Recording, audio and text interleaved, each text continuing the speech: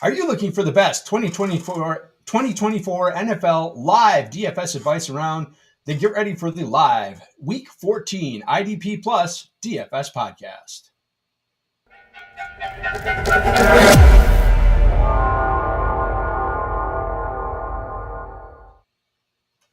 Welcome in, everybody. It is Week 14. It is Buymageddon 2. It is the IDP Plus Best Ball or live DFS show. I can talk this morning. I'm Joel Wirth. That's my buddy, the man, the myth, the legend, Jameson Hutchison. How you doing, man? I'm doing good. Very excited for this week. It's a weird slate. You talked about all the bye week teams. So if you're trying to get a fantasy football playoff spot, my thoughts and prayers go out to you. I hope you prevail. But, we got 6 teams on bye. We ended up opening a lot of this slate to this running back chalk that we'll get into. I love these slates. I feel like this is some of the stuff I can navigate through the best. So I'm really looking forward to this slate. We'll talk about the obvious stuff. We'll also talk about some of the not so obvious stuff that I think will help win money this week. But I'm looking forward to it. How are you doing? Doing good. Yeah, I think you nailed it in that, in redraft and dynasty and your managed leagues, having 6 teams on bye is a big deal. For DFS, it's just another week, right? It's just different teams off. This is the same thing as a 4-team bye with a London game or something like that. So it's the same size slate. So we just keep rolling on. So it's all good. Yeah, I think this is a fun slate. We got you get some big pay down options at running back with some injuries. So should be a fun slate. Let's take a look. Let's big picture quarterback this week. There's a lot of teams that got there's a lot of QBs that are going to be taken off the slate this week because of the buys. You got Lamar Jackson, Bo Nix, CJ Stroud, Anthony Richardson, Drake May, Jaden Daniels. All of them. Every team on bye has a viable quarterback. Plus, you got Green Bay and Detroit with Jared Goff and Jordan Love off slate and Joe Burrow off slate. So quarterback is kind of thin this week. There's kind of a lack of elite options. Just to say the least. And with all this running back talk, we'll talk about the big guys, Saquon Barkley and Alvin Kamara. You can play like some of these lower payout down option quarterbacks and kind of makes it viable. There's one that Josh Allen would probably be your cash quarterback for at least on FanDuel, and then DraftKings is a little more open. But I mean, we're talking Will Levis. AOC is viable. I mean, that's yeah, exactly. kind of wild that the world that we're living in. But like I said, I think I can figure this slate out. I feel pretty good about that. I know quarterback. I know we're hurting. No Nico Collins. No Jaden Daniels. Hunter Henry at tight end. He's been like a lock every week for me, and he's not here, so I got to get through that. But we're gonna get through it together. Yeah, and then running back, you've got 2 guys in just generational smash spots. We'll hit those when we get there, and then 3 guys who are going to get 3 pay down guys who are going to get full time work because of injuries. Wide receiver is going to be kind of a mid-priced receiver look because you're going to want to pay up for either Kamara or Barkley. And then tight end, it's really tough to pay down this week. There's just a real lack of kind of even startable options in the kind of low to mid-price area. So let's get to it. Let's hit up the games. We're going to start in Pittsburgh, where we get a rematch of a couple of weeks ago with the Cleveland Browns and the Steelers. Cleveland is a 6.5 point road underdog. The total in this game is 43.5. So we've got an implied total of 18.5 for the Browns, 25 for the Steelers. I think the big picture with Cleveland right now, we saw what they did on Monday night. This is a team that just does not trust their running game right now. They don't trust Jerome Ford. They don't trust Nick Chubb at all. So this isn't just a bombs away Jameis. This is a team that just doesn't want to run the ball. And Jameis just happens to be their quarterback. So I think there's a lot of attractive options on Cleveland for a team with an 18.5 point implied total. Yeah, I was going through this morning. It's amazing that on one side you have Jameis Winston, who can easily go for 303. And on the other side, while he does that, the Steelers at 5K can be the best defense on the slate and get there. Just because all the pick sixes. Yeah, exactly. It's amazing how that works. But Jameis, especially on FanDuel, he is much cheaper. And, we'll have this conversation about DraftKings 2 here in a second. 6,900 on FanDuel. He will open up some of this Saquon, Alvin Kamara. You pair him with one of these chalk running backs. It opens some stuff up. And we've seen him 5,400 on DraftKings. He's got the ceiling. I'm a little skittish on Jerry Jeudy. I feel like a lot of people are going to be chasing the production. He's been good. I'm not saying that he's a bad play, but I think people saw what he did last week, the revenge game, and they're going to totally go right back to it. Kind of want to lean through Njoku. We talked about it earlier, and on this slate, the thought process here, you talked about the tight ends where you don't want to punt. There's about 4 or 5 tight ends that have this ceiling, and if you punt at tight end, they basically got to catch 2 touchdowns to catch up. So if you're not playing McBride, Bowers, Njoku, Hawkinson has shown that. Um, Yep. like you end up, Njoku's got this ceiling as well, especially if the Browns are playing from behind, have to start passing the ball. Njoku ends up being the wide receiver one on this team by default. He's been good. Like he makes the hard stuff look easy, and then he drops the simple stuff. It's kind of weird how it's gone, but Yeah. I'm not really interested in Jerome Ford or Nick Chubb. It just doesn't seem like that's happening. On the other side, George Pickens is in like smash matchup of a lifetime. I hope that the questionable tag kind of leaves some people off of him because he's a smash spot. Yep. If you want to play like Jameis doubles, like Elijah Moore, Njoku, and bring it back with George Pickens, it's that mid tier wide receiver that we talked about, and it also opens up a lot of this stuff to where you get Alvin Kamara, Saquon Barkley. The one thing I will talk about, and same thing goes with running back, like I talked about with tight end. Najee Harris has been good this year. He's kind of thrown it down my throat, but at the same time, does Najee Harris have the ceiling? Can he get like even close to a guy like, say, James Conner, Kyron Williams, and then going up to Saquon and Alvin Kamara at his price?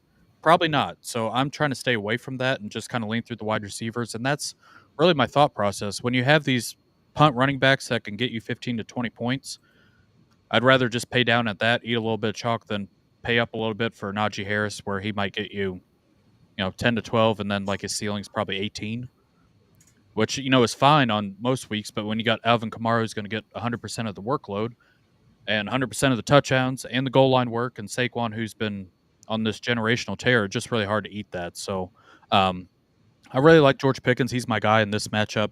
I like the stacks too. I think Russ is going a little underlooked as well.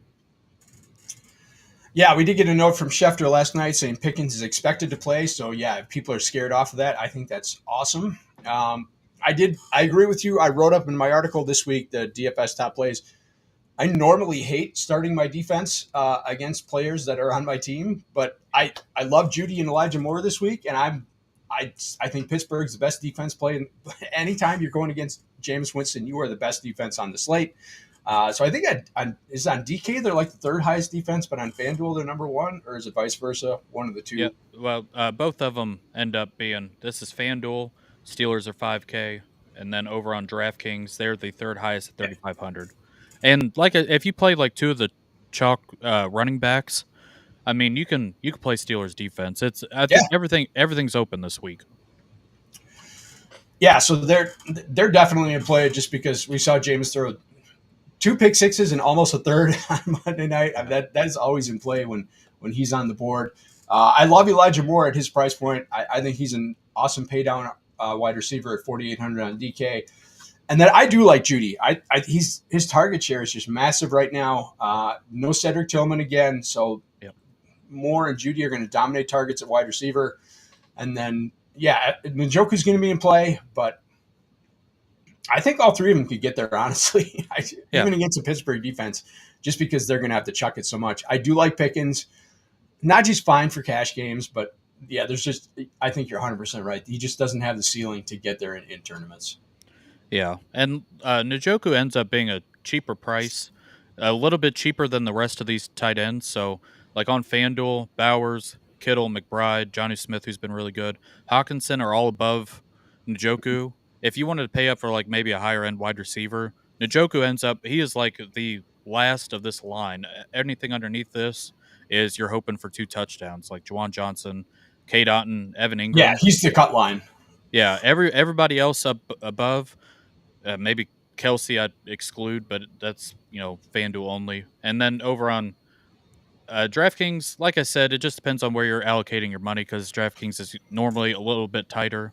But Bowers, McBride, Kittle, it's the same thing. So you get a little bit about $1,000 cheaper than the top options, and he's got the ceiling to compete with them. So like I said, I think this is a really fun game environment. I think the Steelers stuff, I think people will pick Pickens, and that'll be it. I think some of the other stuff will go overlooked. Russ and the Moonball, it's been hitting this year. Browns can definitely give it up. They've been in these wild shootouts this entire year, and I wouldn't be surprised. AFC North is usually bludgeoning and bloodbath and slow pace, but I think that these guys can get into a shootout, and I think people play the pieces of Cleveland, but I'm not sure if they go for the full stack. I think Jameson goes a little bit under the radar here, and Russ too, and I think this is a great spot for them both. Yeah, the thing about Russ is like they either play wild shootouts like they did last week against Cincinnati, or they have games where they just can't score touchdowns, right? They give up, and Boswell gets like 5 field goals. I don't think that's going to happen this week. I think they're going to be able to score on this Cleveland defense, which is really, really kind of overrated. I mean, if you're thinking this Cleveland defense is the same defense from last year, you are missing the boat, brother, because they are absolutely in play as a DFS target. Yep, absolutely. So I think we talked about everything. If you want to get really contrarian and pay up for Steelers defense, I'm fine with it. I mean, they've been really good. TJ Watt been doing a lot of the same stuff, maybe a little under as usual, but I mean, it's a great spot going up against Jameis. Even after the LASIK surgery, even after the prayers, he just can't get away from the pick six, and that's totally viable today. Yep. All right. Want to say hi to some people who are checking in. Brent Bolin needs a lock. We appreciate you checking in, brother. And our friend Bob Dole, #1 in my league. I'm on a bye week. That's awesome. So thank you so much for all the help and guidance. Thank you for checking in every week. We appreciate that. So let's move on to our next game. That is the Saints and the Giants. To tell you how much the Giants have given up, the New Orleans Saints, who are basically as far south as you can go and play in a dome, playing in the Meadowlands in December, are 5-point favorites. That's crazy. The Giants have just basically given up on the season. So 41-point total in this one, implied totals of 23 for the Saints, 18 for the Giants. Giants team that got absolutely run over by Rico freaking Dowdle on Thanksgiving now gets Alvin Kamara with no Taysom Hill. Man, we saw Alvin Kamara score 5 touchdowns in week 2. Saints are getting their offensive line back. They get 3 pieces of their starting offensive line back this week. This is just, I think Kamara's in every one of my lineups so far. I don't know that I don't have any without him. Did you say the total was 40.5 overall? 41. I think the Saints can score 40 by themselves. I agree 100%. If you want to bet like the ladder on the team total over, the Alvin Kamara play is this. Taysom Hill is gone. He had a lot of the running back workload. I saw that Kendra Miller is back, but it's Alvin Kamara and friends. So Alvin Kamara will get goal line work. He will get reception work with no Chris Olave, Rashid Shaheed. I mean, Juwan Johnson is in play as well. Like I said, I'd rather pay up, but I mean, if you want to play the Derek Carr stack today, I think and Kamara MVS is going to go under owned, and he's probably the wide receiver 1. I think it's viable. And Saints defense, I believe, is 4,100 over on FanDuel, and then on DraftKings, I want to see what their price is. They're going to be middle of the pack too, 2,900. They're in most of my lineups. I know that Saints aren't the best defense, but this Giants team or lack thereof is just retired. So, no, it seems Malik Neighbors, I think he's questionable, and it's like a true game time decision. I haven't seen anything yet. He's going to try to play is the last update. I try to watch Giants football. It's just really hard for me too. So we'll see how that goes. It's but the question this week, if you were playing, is if you were playing Alvin Kamara or Saquon Barkley. And I'm going to make the case to pay down for Alvin Kamara.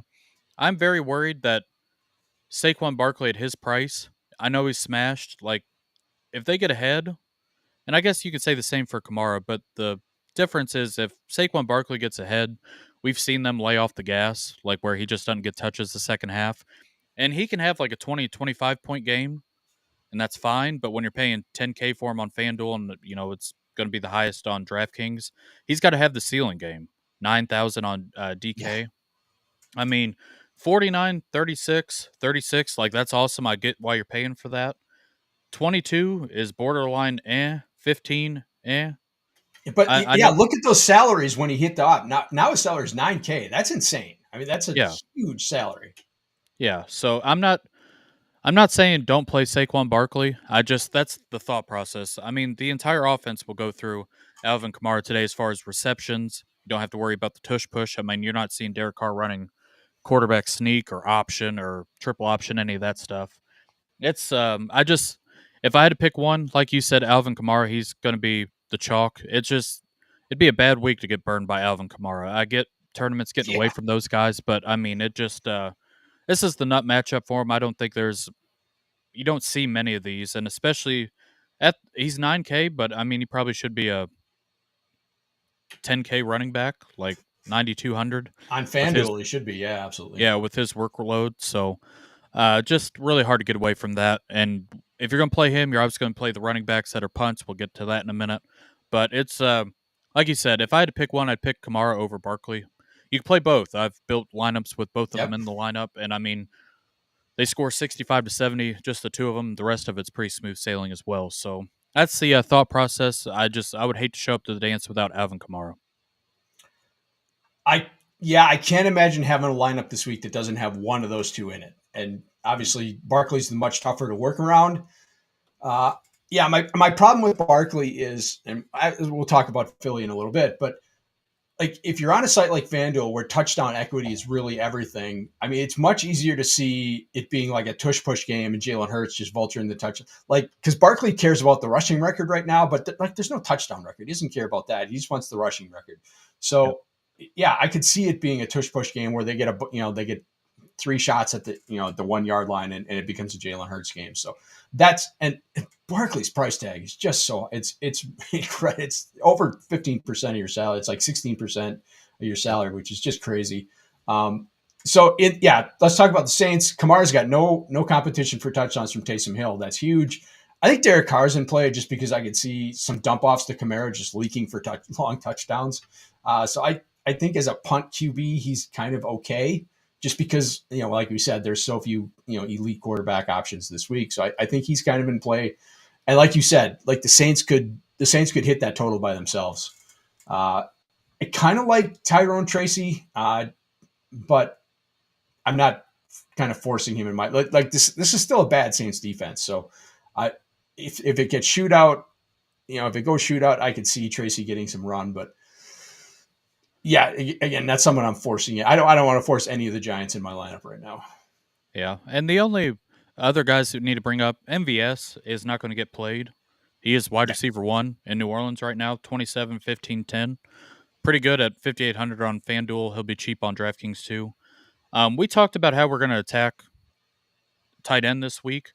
Juwan Johnson, he's not going to end up in the Taysom Hill role, but he's going to get some run. And I mean, if he catches a touchdown, goes for 60, 70 yards, like it's viable. I know he's been kind of around. I'm not saying he's been great this year, but for tight end, seeing 6.3 on FanDuel, half PPR, like that's been viable in the past. So Juwan Johnson, he can get a touchdown. He can get 2 touchdowns. That's like I said, the Derek Carr stuff. I think it's outside of Kamara, the rest of it really opens up a lot too to pay up for some of the rest of this. So I'm in on the Saints. We've seen these spots before. Like I said, with the game total being 40, I mean, I wouldn't be surprised if Saints put up the 40 burger on the Giants, who've just given up or just waiting for Week 18 so they could be done. And one last thing, Drew Lock's getting the start today. No thanks, brother. That's a no for me. So Yeah, and the thing on Juwan Johnson is I'm kind of torn on him. Like last year when he kind of started going off at the end of the year, it was when Taysom Hill was out or beat up and not playing. So I think he becomes a viable option when Taysom Hill is out. However, like the Giants are really good against tight ends. Now I haven't looked at their schedule, but they're like number 1 against the tight ends. So yep. it could be just an anomaly that they haven't really played any good tight ends. But and when they did play the Vikings, Hutchison was out obviously. So it could be just a scheduling thing, but they just don't give up points to the tight end, which is kind of weird. Yeah, just it's goofy. And like I said, you could probably make the case, are they going to get pushed like Carolina might push the Eagles? But I just think there's more outs for Barkley to lose at his price tag than Kamara. Yep. So that's my thought process there. But if you're building without Alvin Kamara today, good luck to you. I'm praying for you, but it just doesn't seem like good process. Yeah, I think the only way he doesn't get there is if he twists an ankle in the first quarter or something like that. And Yeah. if he does, like Brian Robinson did that to me a couple weeks ago, just devastated all my teams by twisting an ankle in the first quarter. So it can and has happened. But yeah, I'm going to be heavily invested in Alvin Kamara. I want to say hi to Philly Mike. Oh, geez, got a crazy Bowers, McBride, Kamara, Barkley lineup. I love that. That Yep, is you can awesome. make it happen this week. You can. Yep. I think I've Awesome. got a Kamara Barkley Bowers lineup too. So I didn't try to get McBride in, but I may have gotten Johnny Smith in because I like him a lot. Speaking of, next game is the Jets and Miami. 45-point total in this one. The Jets are 6-point road underdogs, so 19.5 is their implied total. Miami's is 25.5. The Braylon Allen explosion game with no Brees Hall. He's one of the three running backs who are in play as paydowns. So what are you thinking about in this one? Kind of, I was initially kind of ignoring this matchup here. I've out of Charbonnet, Garendo, and Braylon Allen.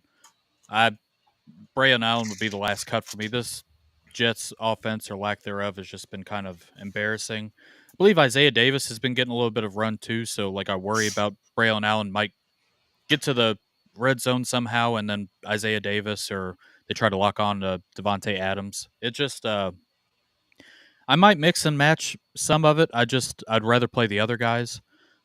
The Dolphins stuff is very interesting on this slate where it seems like everybody's going one way, and we have a team that we've seen have this awesome ceiling, and nobody's going to play him. Like Devon Achane ends up in the Kamara tier. Like if you're playing Barkley and Kamara, Achane's got the same ceiling. He's got a 30-point ceiling. Probably not going to get played this week. He is like fifth in the league in reception touchdowns as a running back, which is kind of wild. It's I think it's great leverage off some of these other running backs. Like everybody pays up for them. Say one fails completely, the other one doesn't quite get there. Devon Achane has 30 points. You're up on like at least half the field. So I think it's a great leverage play. The Tua stuff ends up looking really nice as well. Like I said, 8,300 on FanDuel, that's a little pricey. And, Tyreek Hill hasn't gotten it done, but Jonnu Smith's in a great spot. He's one of those tight ends. He's going to go overlooked because of Bowers and McBride, but he can get there. 6,300 over on DraftKings for Tua. Jalen Waddle, it's been okay, but like just a little leverage off the rest of the field. I think this game overall is just not going to get played outside of maybe Braylon Allen if he's your running back. But it's a great spot for Achan. I'm interested. I'm trying to get a little bit more of him just to get off some of the chalk that we're seeing today. Yeah, and Mostert is probably not going to play today. So that I think Achan is definitely in play. I think what's his name, Jalen Wright is probably in play as a super pay Yeah. down option if you find yourself in a spot where you really need to save some salary, just because he's going to get some run with Mostert out. So I think he's kind of a sneaky pay down guy.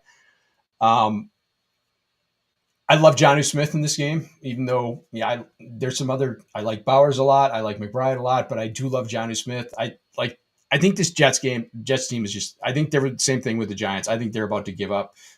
They look like they had everything go their way that they possibly could last week against Seattle and still couldn't win the game.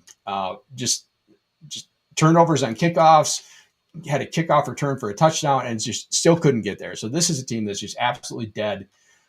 Johnny's had some just monster games of late, 2 touchdown games, 100-yard receiving games. So I think he's absolutely in play as a small pay down, as a tight, just where you don't have to go all the way up to the top of the tight end tier. I love him. I love HN. And then I do kind of like Braylon Allen in that I think he could get a lot of dump offs in this game. So I know everybody says that they prefer Garendo and Zach Charbonnet, but I think Allen's Garendo's in the best spot, but I don't think Garendo's a very good player. So, and I don't want to let that affect my DFS Right. analysis, but I still think I think Braylon Allen could get a bunch of dump offs, and the Jets are still going to have to try and run the ball to kill clock and not let Miami just roll all over them. So, I still think he's an attractive option. Yeah. It's just just the Jets I just try to stay away from. And I think that's more of my process on Braylon Allen. I think he's fine, but like compared to the other two guys, the Garendo, who I liked a lot, I know some people he's kind of a home run hitter. So we've seen some of that. And Charbonnet we saw with 2 weeks without Walker earlier this year. Smash. We'll get to him in a minute. But the only other thing, I don't think anybody's going to play any Jets wide receivers. Devontae Adams still kind of has that ceiling if they kind of get there. But Devontae Adams, Garrett Wilson, 6,600 over on DraftKings, over on FanDuel. They're in the same boat, in the same tier, I believe. So yeah, 73, 7,200. Yep. Devontae Adams still 15, 10, 18. I mean, do you think the Jets are going to score touchdowns? Probably not. Garrett Wilson's kind of fallen off a cliff. So I just Do you think Aaron like Rodgers can complete a pass at this point that goes 5 yards beyond the line of scrimmage? I mean, he's been terrible. no, no, you can't. But you can't ask me that question because I mean, I can't stand Aaron Rodgers, and this has been like a 15-year odyssey between me and him. So I just it's a little biased, but I, like this, I'm with you. I'm as much a Rodgers hater as anyone, being a Packer fan, but um, yeah, I can't trust Adams or Garrett Wilson right now because I watched Aaron Rodgers throw the football last week and it was terrible. just embarrassing stuff. But like I said, the main thing here is just the Dolphins. We know they have the ceiling.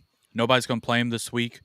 A lot of leverage can be played through Miami, like even through tight end, through running back, where they obviously pay ups. They've got some players that could do the same thing. Yeah, and Jalen Wright 4K on DK and I think 4,600 on FanDuel or 4,800. So yeah, if you're getting a spot where you need some 4,600 where you need some salary relief, uh, I think he's in play because I think Miami's just going to route the Jets, and if they want to just rest HN, then he's really all that's left with Mostert out. So I think he's in play this week as well. Yep. So should be good to go on this game, and then the next one I'm kind of a little bit interested in as well. As bad as it is to Yeah, say, I think this is a sneaky spot. The Jacksonville Jaguars, 3-point road underdogs at Tennessee. 40 is the total in this game. So that is the lowest total on the slate. No 30-point totals this week on the DFS slate. So 18.5 implied total for Jacksonville and 21.5 for Tennessee. I think there's a few guys in play in this game. What do you think? I do as well. Brian Thomas should have broke the slate last week, and it was really frustrating watching how many deep balls got missed by Ridley before he got hurt. McCorkle overthrows him by like 15 yards constantly. I think he sets up nice. The Titans defense has been pretty good this season. They're missing a lot of people at this point. And then on the other side, we have the Calvin Ridley revenge game. He ends up, we talked about this mid tier of wide receiver where they have this awesome ceiling 6,300 over on FanDuel. And then over on DraftKings, he ends up 5,700. I want to just kind of go over this little pocket of wide receivers here. So Calvin Ridley, Jacoby Myers, Keenan Allen, Darnell Mooney, Jerry Jeudy. These guys are going to get played. Yep. Brian Thomas and then DJ Moore up here as well. You're probably going to pick one or two of them, and they're going to break the slate. I think Calvin Ridley going up against this Jaguars secondary or lack thereof. It's a awesome spot for him. I'm going to be honest. I have a Will Levis lineup, and it fits a lot of the other stuff really well. Just Jaguars defense has been terrible this year. If him and Calvin Ridley can connect, I think it ends up opening a lot of stuff. Even if you just got 20 out of him, I know Westbrook Akine, he's got some regression coming to him as far as these touchdowns go. I don't think he's viable, but he has somehow gotten there each and every week. But on the other side, Brian Thomas, I just think he's got big play upside, and I think he's a wide receiver to go after this week. I know McCorkle's playing. It's not as ideal as Trevor Lawrence, but they took shots last week, and all it takes is one or two. Yeah, the Mac Jones actually looked like a competent quarterback last week. So, I mean, that's the good thing for Brian Thomas. I'm with you. I like him a lot this week as a mid-tier option. And, we said at the top of the show, this wide receiver is going to be defined by the mid-tier options this week. There's really only Jefferson's the only high-price receiver that I want to pay up for. Yep. So, yeah, you're going to be swimming in the mid-tier with the expensive running backs this week. And Brian Thomas is right there for me. I think he was 5,500 last week and just didn't quite get there, even though he could have had a monster week. And then I like Tony Pollard and Calvin Ridley a lot, both on the Tennessee side. So yeah, Pollard is a great call as well because he's had some low games, but this sets up really nice for him. If you want to correlate him with Titans defense, over on FanDuel, I do want to talk about the defenses because I believe Jaguars defense is, if you're paying down, that's probably going to be the one. So Jaguars 2,600 over on DraftKings, and then over on FanDuel, it ends up being the same kind of tier. There they are, 3,500. Like I don't want to pay up for Panthers, Raiders, or pay down, excuse me, for those. I think those can get buried. But I mean, Will Levis versus Mac Jones. It, Yeah. it just Jaguars and then the Titans end up 4K. Both these defenses aren't great, but either are the quarterbacks playing them. But like I said, Calvin Ridley is a guy. He's one of my main staples in my player pool this week. We've seen the ceiling with him. Yeah. Yeah. If you're looking at the defenses, I guess I don't know how you want to pay up for Tennessee when you could pay down for Jacksonville go against Will Levis, who's just an absolute turnover machine. So Yep. I'm with you there. The Jags are kind of as low as I'm willing to go on the defense slate if I really need to pay down. So got a couple questions we want to check out. Dylan Fink, thanks for checking out the show. It is game day. Full PPR, single QB, AOC or Cooper Rush? Rush going up against the Bengals defense, which is on pace to be like one of the worst ever, and just lost Logan Wilson, their middle linebacker. They're terrible. I really like AOC going up against the Bucs secondary too. I think that game can kind of shoot out. Oh boy, that is tough. That is tough. I think the play is. Oh my god, I can't believe I'm going to say this. I think it's Cooper Rush going up against the Bengals. All right. I think honestly, I think both are much more comfortable plays this week than they ever should be. Exactly. I'm playing AOC in a lineup going up against the Bucs, kind of getting a shootout. But Cooper Rush against the Bengals defense couldn't stop a nosebleed at the moment. It is getting very dire, and they have C.D. Lamb, Schoonmaker, who's been really good, Rico Dowdle, who is in a nice spot too. I'm going to go Cooper Rush, but I think both are viable. I am going to say AOC just because I think like Cincinnati could get run over by Rico Dowdle. That's my only concern, Yeah. and I don't think that the Raiders can get there running the ball. So if either one of them gets there, I think it's going to be AOC passing the ball. It's Jacoby Myers and Bowers, who are both smash starts this week. So I'm going to go with AOC. Let's look at the tight end question. Juwan Johnson, Freiermuth, or Dawson Knox? I'm going to go Juwan Johnson just for volume. Yep. That's my play. Then it'd be Freiermuth and Knox. I do want to say, just so you don't feel capitulated between the two, if Joel says AOC, I'm fine with it too if you need a tiebreaker. Like it's a preference, but I think he Yeah. makes a great point with the lack of running backs in Las Vegas going up against the Bucs. I mean, it sets up well. He just kind of blew up against Kansas City last week too, which kind of went under the 284 radar. or something like that. I think he had a really good game throwing the ball. Yeah, so if you need one way to lean AOC, but Yeah, I agree with you on Juwan on the tight end question as well. One wide receiver, one flex. Nick Westbrook-Akine, Devonta Smith, or Braylon Allen?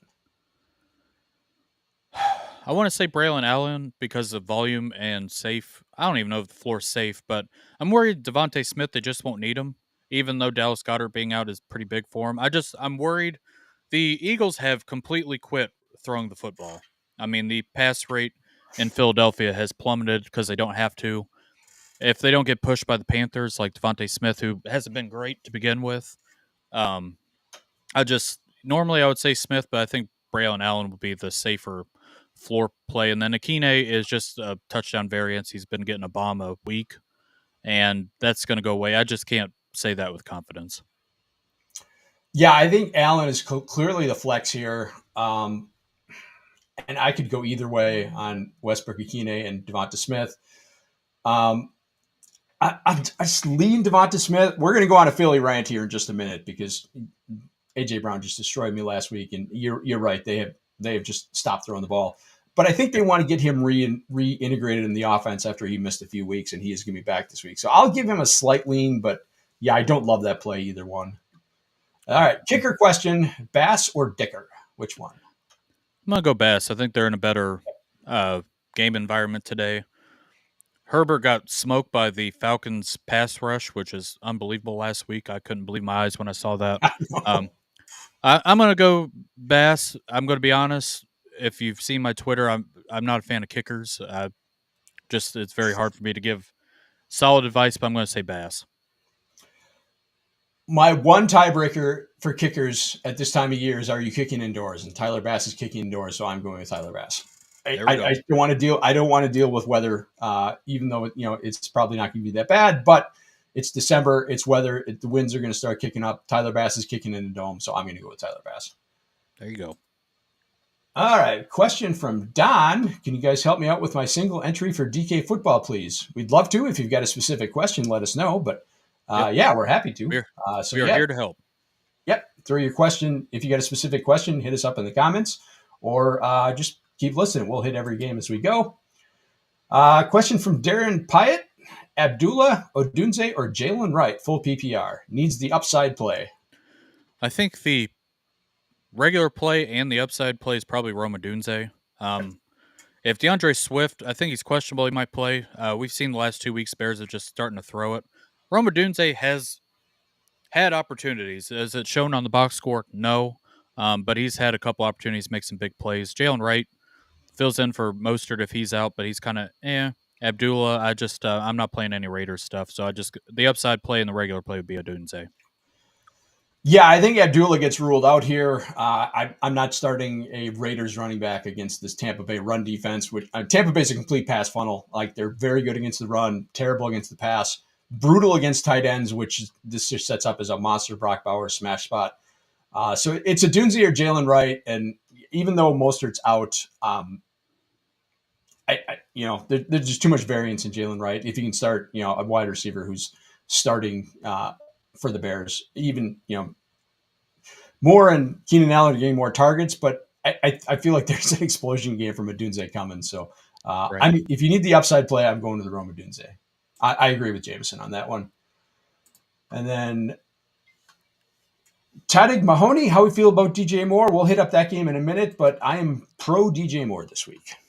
I love him, and we will get to that here in a little bit. So, yeah, you said the other option is Quentin Johnson. Whoop, you hit the button, I hit the button. It's going to be DJ Moore for me. I'll get to him in a minute, but I love him this week. So that's my answer. Yeah, DJ easily over Quentin Johnson if that's the option. So, yep. All right, let's hit up. It's time for the Philly rant. Here we go. Carolina at Philly, 14 point underdogs. That's the biggest line of the season so far. 45-point total, so an implied total of 15.5 for the Carolina Panthers, 29.5 for the Eagles. That is the highest of the week. All right, I got buried by A.J. Brown last week, and I always want to learn lessons, right? I want to learn a lesson whenever I get buried. This Philadelphia team is the spiritual reincarnation of the 2022 Eagles, where if you remember that team, they went to the Super Bowl. They buried teams in the first half, and all they did was just sit behind their offensive line and run the ball and kill clock in the second half.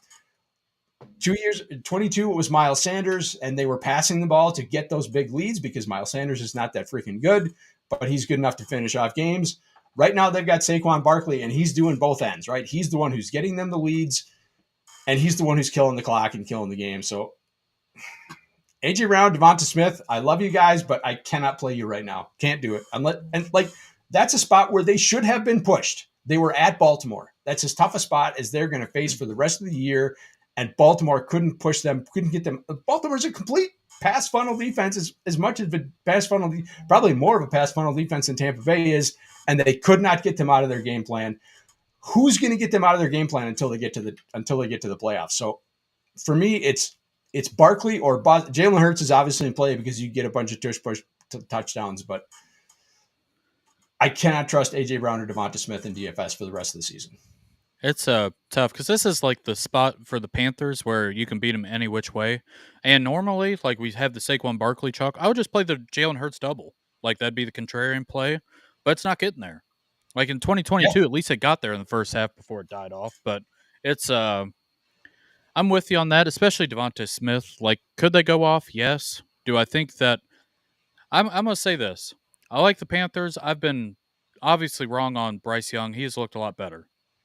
But his matchup today, going up against the Philly defensive line, even though the Panthers' offensive line has been decent, going up against Quinyon Mitchell and Cooper DeJean, I mean, it's like the federal penitentiary, the way they are just locking down wide receivers right now.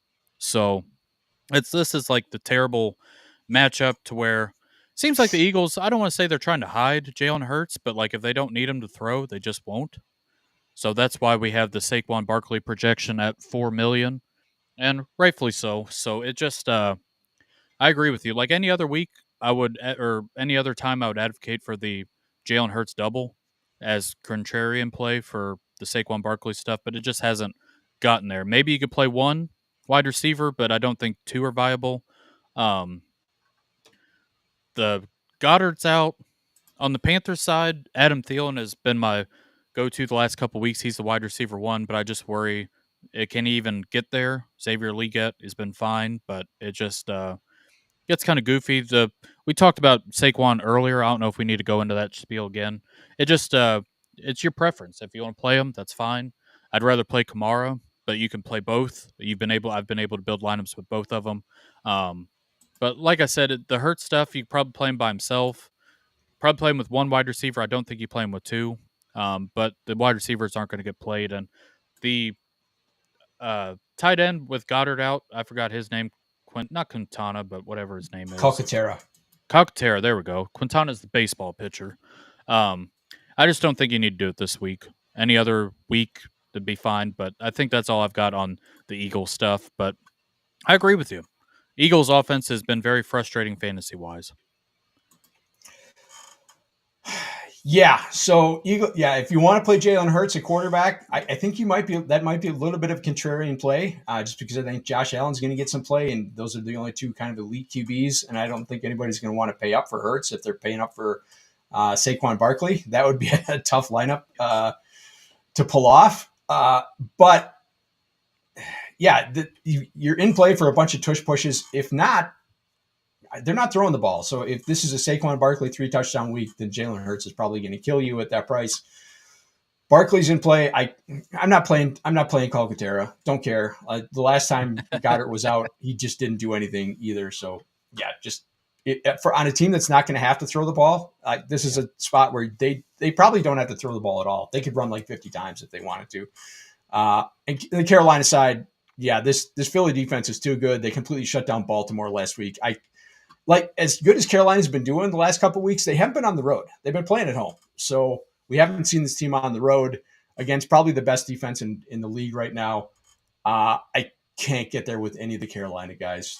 Chuba Hubbard, Jonathan Brooks, Thielen, Legette, Bryce Young. Can't do it. Can't get there. So the only other thing I've got is we didn't talk about Eagles defense.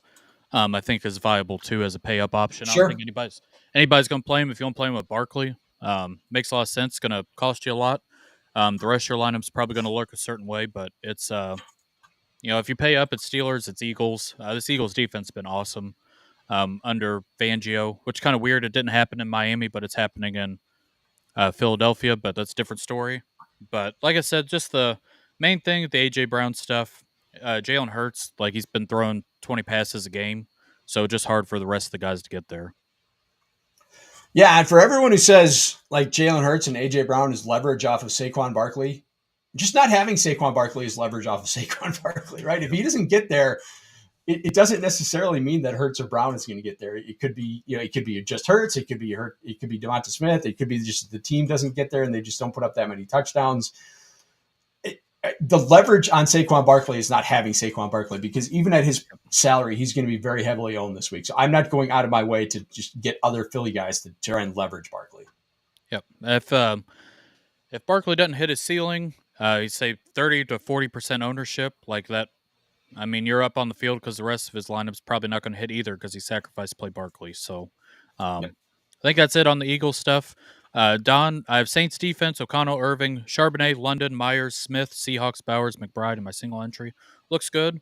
Like Bucky Irving, I want to see this wide receiver pool around Devonta Smith over on DK. So 7,400. It's in this. If you had $100 more, I like Pickens a little bit better personally. This is FanDuel. I apologize. Give me just I pulled his lineup up on DK, and it looks like he's got about $500 to spend. So I would try to pay up on Devonta Smith. You can probably get up to, I assume that's Devonta Smith. You can get up to like DJ Moore. DJ Moore, Metcalf, JSN. Metcalf or JSN. Yep. I worry. Devontae Smith is probably a fine GPP play. The problem is I just worry about the volume. So 58, 63. You can get up to JSN here.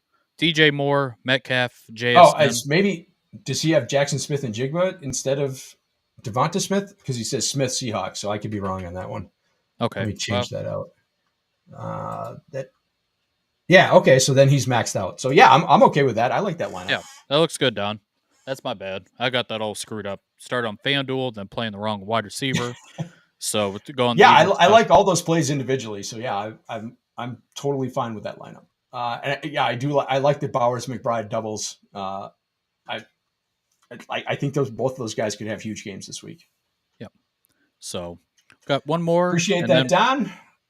Let me bring up this one from Kalel Siegel. Good morning, brother.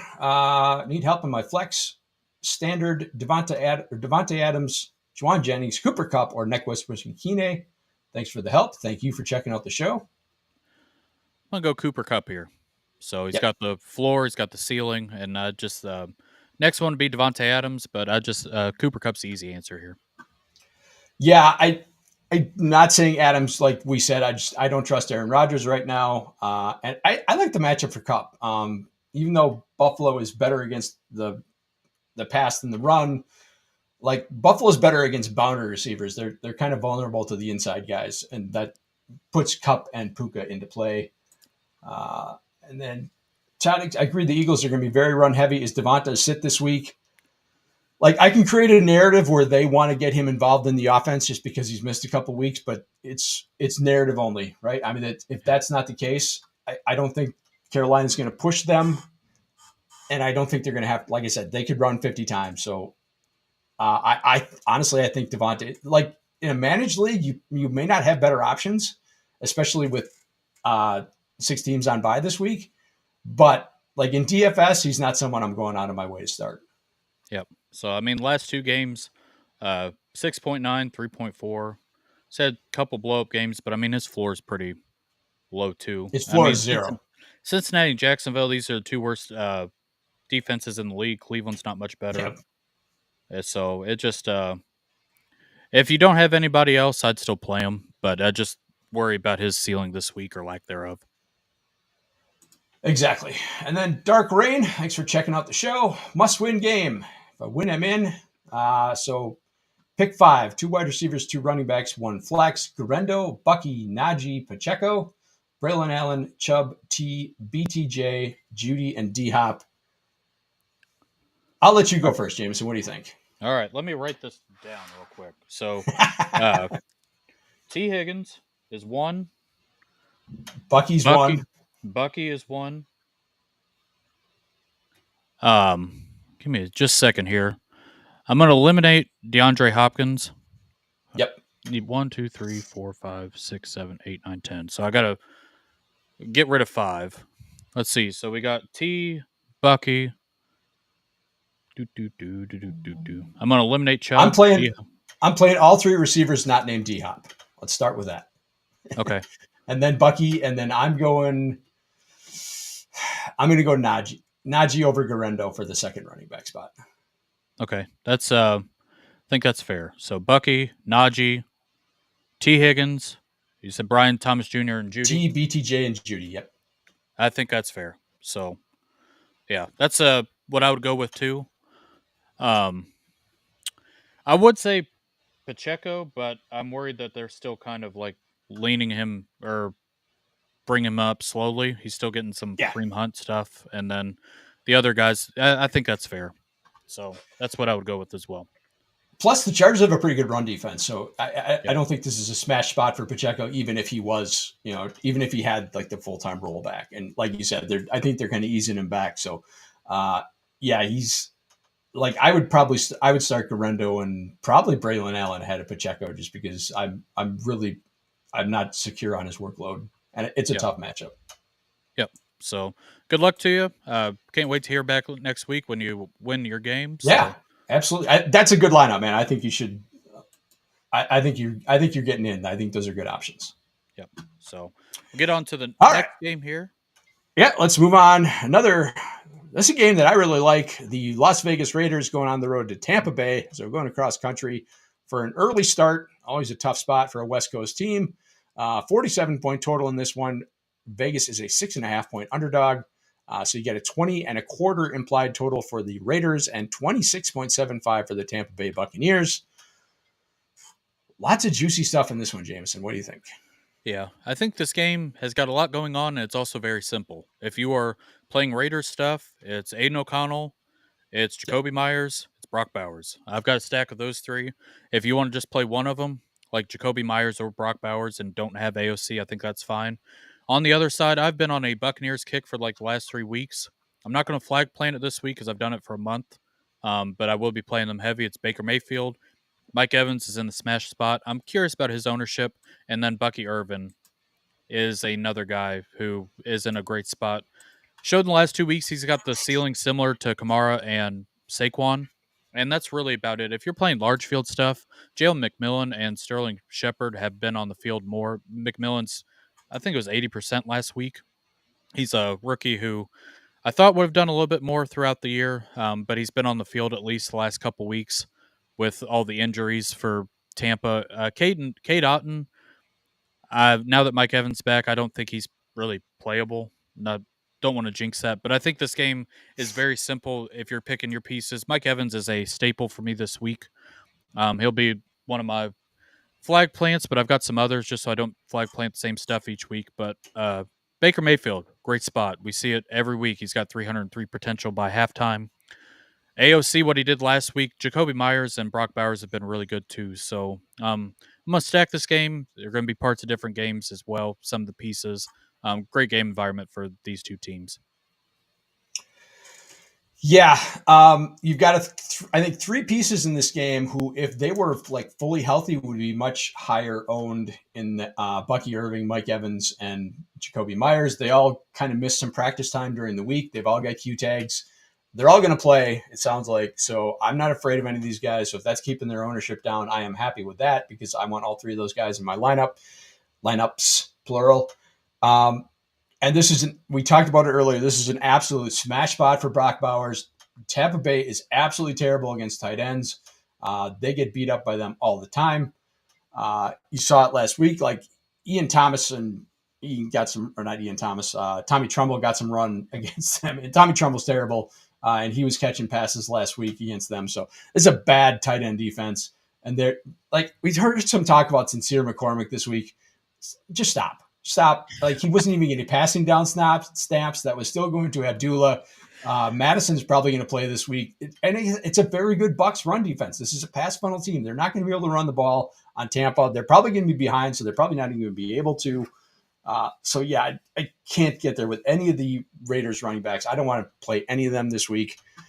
So, yeah, smash spots for Buck. And I think Rachaad White's even in play if this game becomes a blowout. I think they could kind of try and rest Bucky with that hip injury.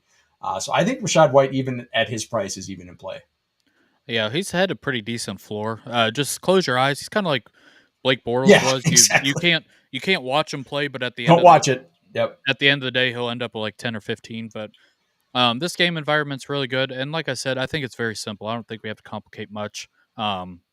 Just a narrow view, just Baker, Bucky, Mike Evans. AOC side is going to be Myers, who's been really good, probably one of the more underrated wide receivers in the league, and then Brock Bowers, who could be rookie offensive player of the year. So it's pretty straightforward here.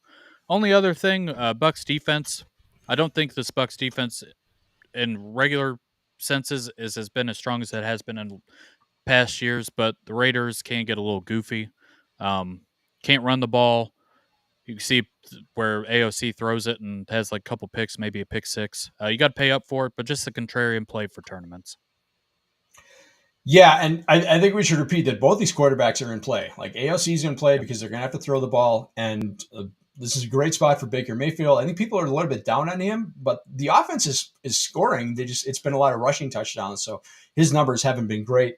He is the 3rd highest priced quarterback on DK, so that gives me a little bit of pause. But because a lot of my lineups, I don't have money to spend at the quarterback. But yeah, I think this is a great spot for him. Yeah, like this tier here with Carolina, the Giants, San Francisco, and KC. We've seen like before these 30-point games, they just get into the red zone and they run the ball. I mean, Yep. Baker had a rushing uh, touchdown. I think it was like 2 weeks ago, but that's It's the all it is. I Giants. mean, Baker Mayfield just whooping ass the last 2 years. He's one of the more underrated guys in the league too. Absolutely. Especially for fantasy. Yeah, Dark Rain saying Diego Collins had to just had to go on by. Yeah, I'm feeling that pain. I got a ton of dynasty teams that would really like to have him available this week. And then TS, thanks for checking out the show. Pick 2 for a PPR: Connor, Pollard, or JSN. This is JSN splits for the last month now that they've lead into him. 36, 19, 16, 9. He's got a pretty nice floor for a wide receiver. I'm going to go JSN. I'm going to go. I feel like James Conner is safer than Tony Pollard, even though Tony Pollard's is in a good spot. But Jaguars' run defense has been better than their secondary. I'm going to lean Conner and JSN.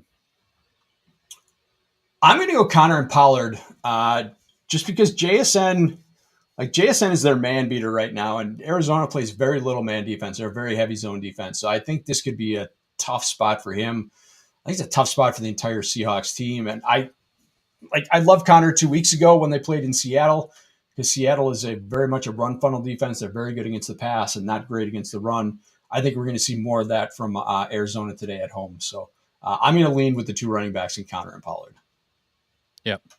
So it's I think it's fair too. If you just like the running back volume, if you just want to go that route, like I said, I think outside the last 2 weeks, James Conner's been pretty solid. Like he's more of a floor play than probably a ceiling, but yeah, like Minnesota, you can see it. Minnesota's a very good run defense, so I could see him getting shut down there. I don't know what happened 2 weeks ago in Seattle. That should have been a smash spot for him. So, but like I said, I think that's a good problem to have between those guys. Absolutely. I think those are all good spots. I think JSN's definitely viable this week.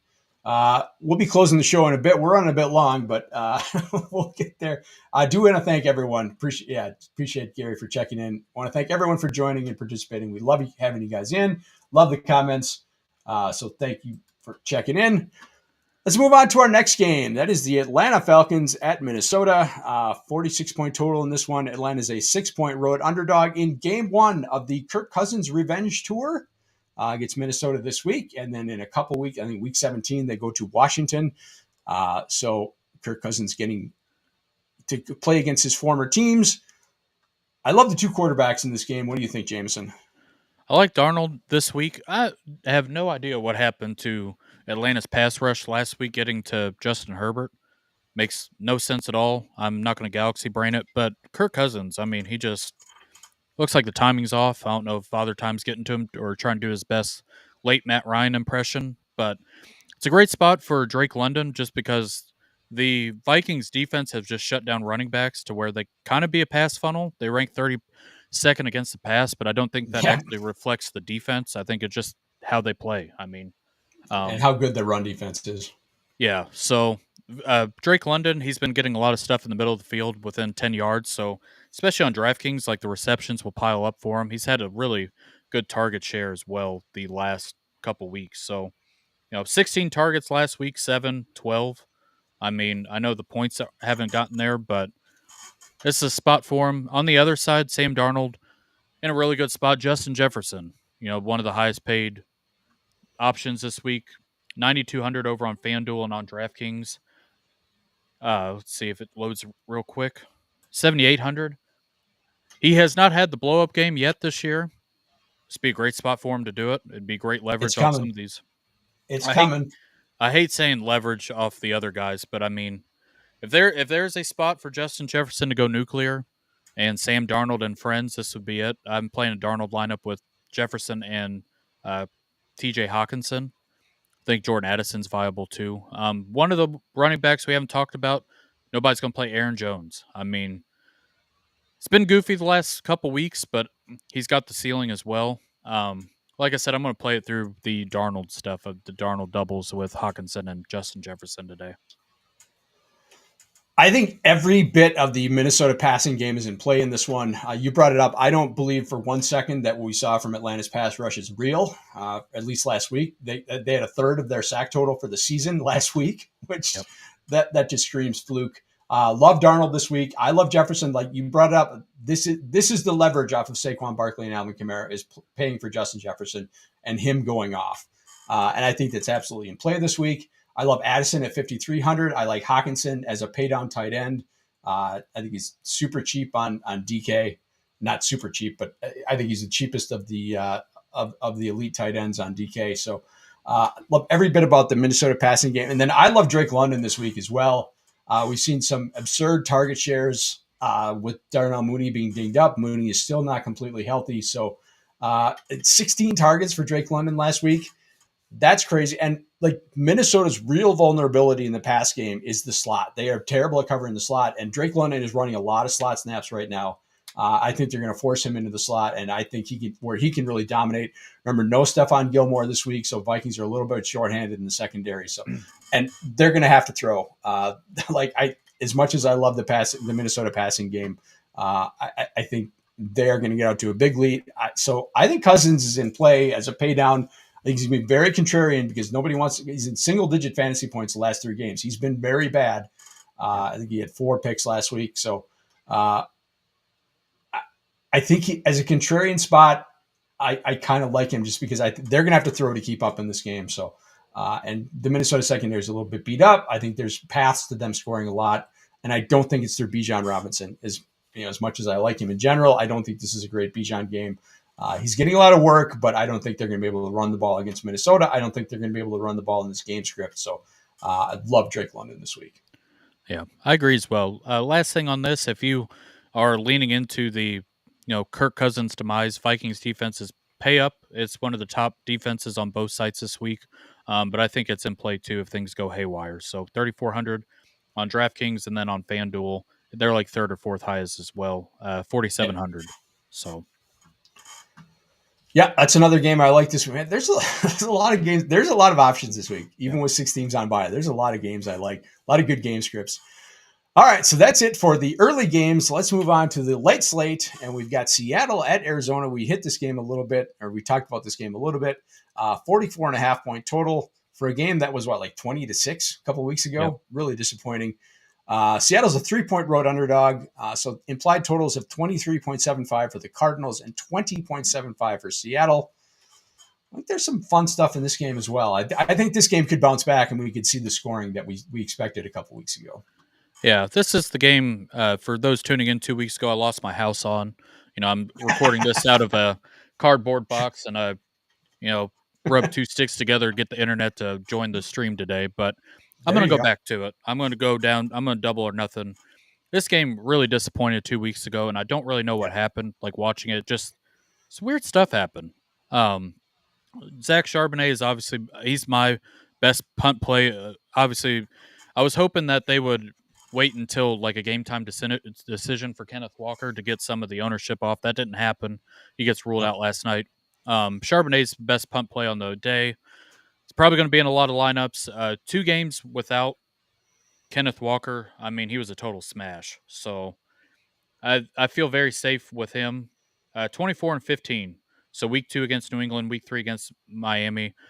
Like I said, that's my reasoning for him being the best punt play. I'm going to go back to the Geno doubles. I know you said JSN isn't in the best spot. Last month, the workload's been there. DK Metcalf has not hit his ceiling, but I'm going to go back to it. And I think on a slate like this, I think the ceiling for these guys, same kind of like with Tua. If you put him with a couple of his pass catchers, they can get there. But it's going to go overlooked this week because people are going to play a lot of different stuff. So I'm going to go back to it and bring it back with Trey McBride. If he would ever catch a touchdown pass, he would be the greatest tight end of all time. I mean, he's getting like 12 receptions a game. Every time you watch the game, it's him for a first down, whether they're trailing or not. But it just, if he would ever catch a touchdown, he'd be the greatest of all time. But I think it's very simple for me. It's Geno doubles, bringing it back with Trey McBride, while other people are paying up for Brock Bowers. A little bit of leverage there. And I think you can stack Geno with Charbonnet just because everybody else will be playing him. I think it's viable on a slate like this. But I'm going to go back to it. I know I lost everything 2 weeks ago. Wife kicked me out of the house, but I'm going to see if I can get back in, and I'm going to go to it one more time. Trey McBride is reaching Deontay Johnson of a couple years ago levels of touchdown scoring. I mean, it's brutal. The touchdowns per target is just absolutely insane right now. It has to break at some point, you would think. But here's why I'm fading Zach Charbonnet. The Arizona run defense since week 7, 59 rushing yards allowed to the Chargers. That was a Monday night game. Then they had to go on the road to Miami, gave up 150. Okay. Ever since then, 69, 79, the bye week, 65, 68. This is a really good run defense. They do not give up yards on the ground. So I don't know where it came from. I don't know what happened, but something has changed, and this is a really good run defense. So I'm fading Charbonnet. I get it. I get why you want to play it. And yes, he did have a couple smash games. I remember the game against New England. He absolutely smashed, had a couple touchdowns. So I get it, but I'm going to fade him just because this Arizona run defense is really good, and they're home this week. So I that's going to be that's the chalk that I'm going to fade this week. I could get burned, absolutely, but I got my reasons. I'm doing the math. I'm showing you my work. So Right. I love McBride this week. Like I said, he has to get in the end zone at some point. Can't get there with Marvin Harrison. I just can't. The Seattle pass defense is really good. So I'm not going to play Harrison this week. I do like Connor. I got burned on Trey Benson a couple weeks ago. That didn't happen because I said you want to attack the Seahawks on the ground, and the Cardinals just wouldn't do that for some reason. So I'm not going back to that well, but I do like James Conner this week because I think they're going to try and run the ball against Seattle.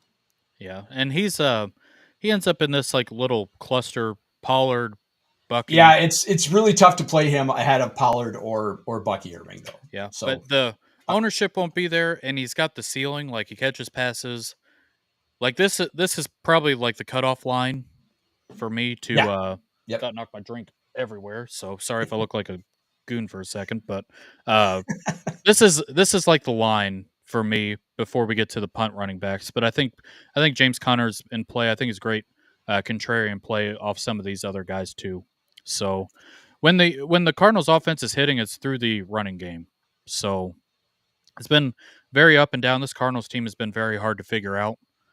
Been very frustrating outside of Trey McBride, honestly. But like I said, Yep. this game, I know it sucked, and hopefully people remember that how bad they got burned and just don't play it. But I'm gonna go back to it one more time. So we'll see. Yeah, I think you have to. It can't be as bad as it was. I mean, that was just a freak game script. Seattle got a pick six or a defensive touchdown, and everything just got really wonky in that game. So, and just Arizona couldn't move the ball. So, but yeah, I think this game's going to bounce back a little bit. Third time in 2 weeks, or second time in 3 weeks that they see each other. So, I think this game's going to put up some points. All right, let's move on to the next game. That is Chicago at San Francisco. The third of the punt running backs to get a start spot. 43.5 point total in this one. 20.25 implied total for the Bears, who are 3-point underdogs. 23.25 for the Niners. Still no Trent Williams. Still no Joey Bosa or Nick Bosa. I can never keep the Bosa straight. So San Francisco still got some injury issues, but let's talk Isaac Guerrero. What do you think? I like him. I also liked him coming out of Louisville. So he's so much different than Jordan Mason. Jordan Mason's kind of a grinder. Isaac Guerrero is he's a kind of like a outside zone runner where he makes a cut, gets into space, and kind of goes nuclear. He's had 2 games this year where he sat on the goal line. I know the rest of his production wasn't there before those plays, but I think he's worth a shot. I've picked him up. I like him as a prospect better than most, but I think he's in a good spot against the Bears. I do worry, however, about the 49ers offense in general. They're missing, obviously, Trent Williams and their left guard. Trent Williams being out for the 49ers is just a different team. Devastating. So, yep. On the other side, though, love Caleb Williams. We got a question about DJ Moore. I'll give a, kind of a spoiler alert. He's going to be one of my flag plants this week. So, the last 2 games now that Shane Fraudron has been removed from office in Chicago is 19 and 26. 16 targets last week, 700. He's getting 100 yards a game basically with a touchdown. 6,600 over on FanDuel. I cannot believe this pricing. So I want to go over this real quick. When you get into like this tier, Keenan Allen, DJ Moore, Jacoby Myers, I think DJ Moore is going to get like 10% ownership because of this Q tag. They came out and said he's going to play. If I'm getting 10% DJ Moore, I mean, that is an early Christmas present. So I love DJ Moore this week. I think the Bears could win outright, to be quite honest with you. So 6,100 over on DraftKings too. I'm going to play the Caleb doubles. I'm going to play him with Keenan Allen. I think Rome Dunze is kind of fun too. But if you want to play Grindo, the one guy I do want to talk about is George Kittle. Outside of I think it was last week he had a dud. Yeah, Yes, in so the snow game. Yeah, 1.2, 17, 13, 24, 12, 20. Nobody's going to play George Kittle this week. Everybody's going to play you are correct. Grindo. This is it. Nobody wants to play George Kittle because they get burned. But when he hits, I mean, there's nobody better on God's green earth than George Kittle at the tight end position. So at 12, 16, he's been on a tear, and I feel like it's gone overlooked because of Brock Bowers and Trey McBride, rightfully so.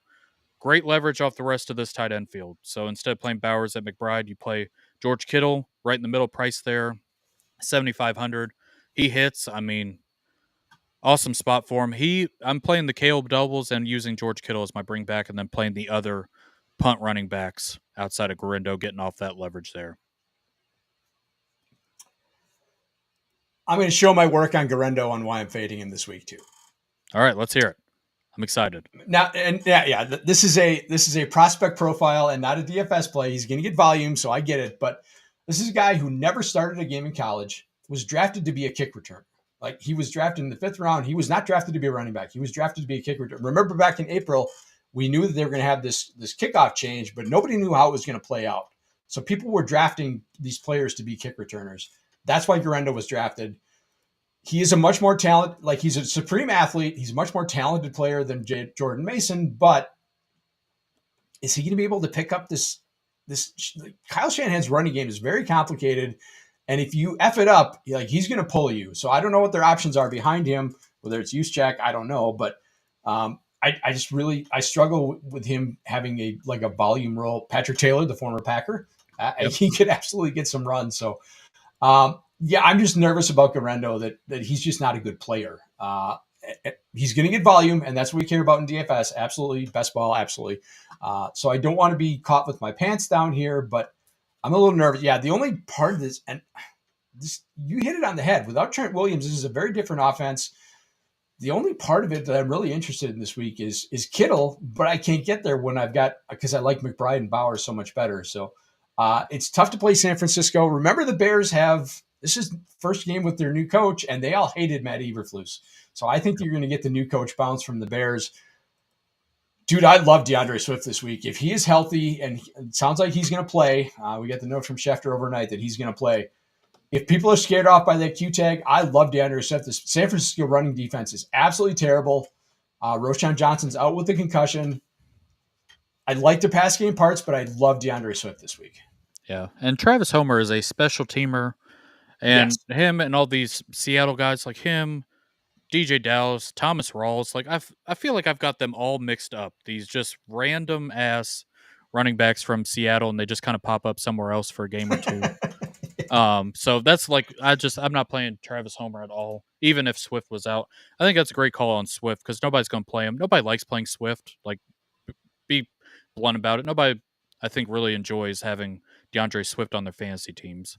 But it's a great play. Like you said, going to be motivated with the new head coach. I think they have a good chance to win against this 49ers team, who I just don't think is what they have been in the past. So it's a great spot for them. I think this game could be the absolute nail in San Francisco's playoff chances. I think they got like a 10% playoff chance right now. It's not very good. Yep. I think this game could be the nail. I think that, like, remember, Fred Warner is questionable as well. I don't know if we've heard any update on him, but he got hurt last week in the snow game as well. So this could be a really good spot for the Chicago offense. So I like them quite a bit. I'm with you. I love DJ Moore at his price. I like Keenan Allen at his price, and I think Rome Odunze is in play as a flyer as well. Question from Stephen Grice. Appreciate you checking out the show. Caleb or Russ at QB this week? I think that's a good question. I'm going to go Caleb Williams. I've 26-29 the last 2 weeks with the new offensive coordinator. I mean, I just I like Russ too. Caleb kind of goes on the run a lot. Offensive line kind of stinks, so like you can get some more rushing outside of Russ. But I mean, Russ has been good too. I think Russ is more of a floor play. I'm going to lean into Caleb Williams here. Yeah, as much as I like Swift in this game, I'm still going with Caleb just because he's got the rushing floor that Russ doesn't. So I do like Russ. I think both are kind of sneaky good plays this week. But I think Caleb's just safer because he's got the rushing floor. And I could see it. Like I love Pickens this week, but I could see a scenario where Pittsburgh just gets a bunch of rushing touchdowns uh, and Russ just doesn't. Yeah, he plays well, but just doesn't get paid off in the end. So I'm going to go with Caleb. I think he's just a safer play. Yeah. So should be good there. We got one more game in the late window, and then we'll get to the night game on FanDuel. Yep. So the highest total of the week of the slate belongs to the Sunday slate belongs to the Buffalo Bills and Los Angeles. 49.5 point total there. Buffalo is a 3.5 point road favorite. 26.5 is their implied total, and the Rams is at 23. Lots to like in this game. Yeah, this game's kind of goofy. On FanDuel, I think Josh Allen paired with Amari Cooper, who is dirt cheap for the wide receiver one, is interesting. 5,100 on DraftKings, and then over on FanDuel, 5,700. I mean, that's kind of wild for him. I've played the Matt Stafford doubles with Puka and Cooper Cup for like the last month, and has not Brutal. gotten there. It has somehow not gotten there. I'm going to lay off this week, which means that's going to hit like crack. So that's just kind of how it goes. But on paper, this game looks good. I don't think I'm going to play much of it. I'll play like the Josh Allen with Amari Cooper. But the two guys I do want to talk about that I think are in this pool that are kind of contrarian to the rest of the other guys as far as running backs go is James Cook and Kyron Williams, just because of their workload. James Cook, even though Josh Allen and some of the other guys like Ray Davis are vulturing touchdowns from him, 27, 17, 15, 30-point game against Seattle like a month ago. And then Kyron Williams, I know Blake Corum has gotten like a drive or two. 2011, I know it hasn't been great, but 2019, they end up in this kind of volume ceiling combo that can get there. Um, but that's really about it. Puka Nakua is in a nice spot.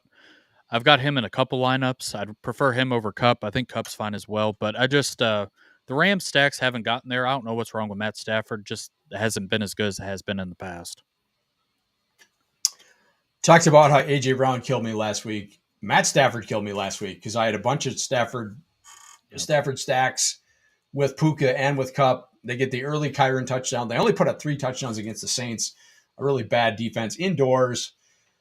I don't know what happened in that game. Just a weird game script. Yeah, Stafford killed me last week. So this is a game where I like kind of everybody, but I don't love anybody. I like Kyron. I like James Cook. I'm not paying up for Josh Allen, even though I like him. There's quarterbacks I'd rather pay down for, and it's really tough to pay up for Josh Allen this week and get a Barkley and get a Kamara, get a Jefferson. That's really tough to do. So, like best ball, I've got a few James Cook and Josh Allen stacks that I really like a lot. DFS, it's really tough to get to this game. Yep. So it just, like I said, like you said, it's better on paper. Josh Allen is interesting just because he's got the floor, but none of the wide receivers have gotten there with him at all this year. I mean, they got a guy running around with Matt Collins with no shoes on. You have Keon Coleman, the rookie's been hurt for like a month and has been in and out. Amari Cooper got traded, kind of hurt. Sounds like Coleman is not going to play, is the latest update we got. Yeah, and then Kincaid, who is stunk, and Dawson Knox. It just Kincaid's not going to play either. It sounds like. So it's just kind of goofy, and I'm not going to Dawson Knox this week. I can't do that. So that's all I've got on this game. It looks better on paper than it does for DFS. Could it get there? Absolutely. Yeah. It's just kind of hard to pick at the spots. Yeah, this is a game where I could see any of these guys, Cook, Kyron, Puka, Cup. I could see any of these guys going off for a couple touchdowns, but I could also see it being a game where there's 6 or 7 total touchdowns in the game, and nobody scores more than one. So, it's a really tough for the prices these guys have. It's really tough to get to in DFS. Yep, and then if you're playing on FanDuel, we got the night game, Chargers at Chiefs. Not very sexy. There's not a lot to it, but we'll get into that real quick before we get to flag plans. Yeah, so 43-point total in this game, which is kind of crazy for a Chargers-Chiefs game. Some of these games historically have really gone off, but very low total. This is two very good defenses. Chargers 4-point road underdogs, so their implied total is 19.5. Chiefs are 23.5. Yeah, it just honestly, it's Isaiah Pacheco. If you're interested in that, I don't think you have to do it. 6,700 on obviously on FanDuel. I don't know why I was doing that. Too used to DraftKings, but Lad McConkey on one leg, 19 points last week, 12 targets, 117 yards, Without a zero touchdown. touchdowns. Sounds about right. Outside of that, I don't have any interest anywhere else. I know Herbert can go off against the Chiefs defense that hasn't been as good as the secondary has been getting lit up the last couple weeks. But outside of like Ladd, who Will Dissly maybe can maybe get 2 touchdowns, but I just don't have much interest in this game, and I don't think it's a game that will burn me if I don't play it. I agree, 100%. There's just not. Yeah, you talked about a couple weeks ago the Chargers Bengals game, knowing that you had to go into that game on FanDuel having some piece of that, or you were going to get burned at the end. If I don't have anything in this Chargers Kansas City game, I'm perfectly fine with that. I'll sweat that. I'll sweat that Right. night game on FanDuel. Yeah, so it just not very interesting. I don't think it goes off, and I don't think anybody's going to play it either. Like Kelsey, I'm not playing Kelsey. Not playing Mahomes. Justin Herbert's fine. Their interior of their offensive line has been getting destroyed the last couple weeks. I mean, made the Atlanta Falcons defensive line look like the 85 Bears last week. So I don't know what the hell's going on there, but it just not something I'm interested in. I don't think many people are either. I don't think it's going to burn you this week. Agreed. All right, before we get to flag plants, let's talk about our partners at Expedia. It's almost time for the playoffs, and that means a trip on the road to see your favorite team in the playoffs. So you need Expedia to get the best prices when traveling, and we are thrilled for our partnership with them. So if you need a flight to Denver, if you need to rent a car in Miami or a hotel in San Francisco, go to idpplus.com/Expedia and build the best package to travel to your big game. Flag plant number one for you, Jameson. It's going to be DJ Moore. So I just think he is an awesome spot.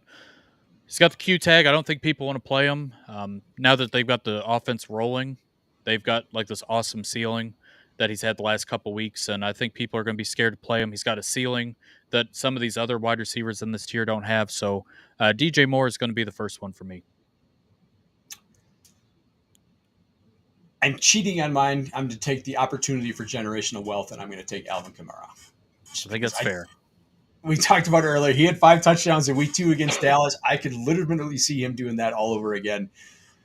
He's the cheaper of the two between him. But we talked about you can do Barkley and Kamara this week. You can do that and still put a viable team around them. But in the lineups where I'm not starting both of them, Kamara's a lot cheaper. So I'm going to go with Alvin Kamara and just make it rain, baby. Make it rain. There you go. My second flag plant, I'm going back to the well here on the Seahawks stuff. I'm going to play the Geno doubles, and I think I'm going to play a lot of JSN this week.